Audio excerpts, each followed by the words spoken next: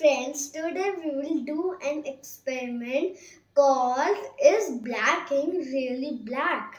So let's begin. Things you will need: filter paper, black marker, 4 clips, cup, some water.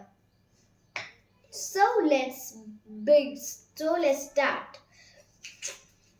Color the bottom of the filter paper.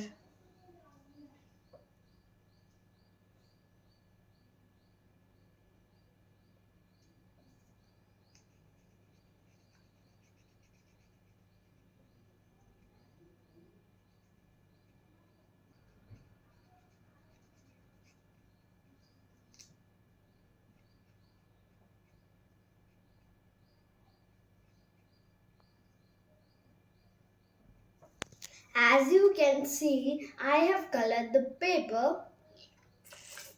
Now, to attach the clips into the cup. 2 clips on the opposite side also.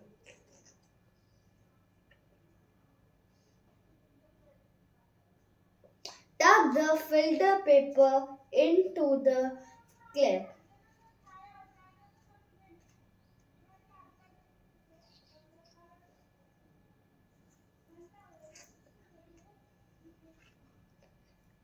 Add some water till the filter paper touches.